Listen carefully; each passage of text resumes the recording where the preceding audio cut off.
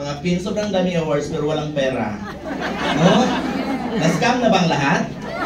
Yun talaga sa employment, sobrang recognized ka talaga pero walang pera. Scam na yung employment talaga, the biggest scam in the world. No? So, nung makilala ko si Lifestyles, parang, oh my God, this is it. Paksit yun din akong Lifestyles. Kinahanglan, kailangan talaga mag-GMD ako dito. So, first time pala ako nag-attend ng Lifestyles opportunity, ramdam ko na talaga na talagang magiging mayaman ako dito. Ramdam ko na talaga na magiging successful ako dito. Kasi yung kailangan, yung mga quality ng mga tao na kailangan maging, yung mga qualities ng mga tao na mga successful ng mga tao ay nandito na talaga sa akin. No?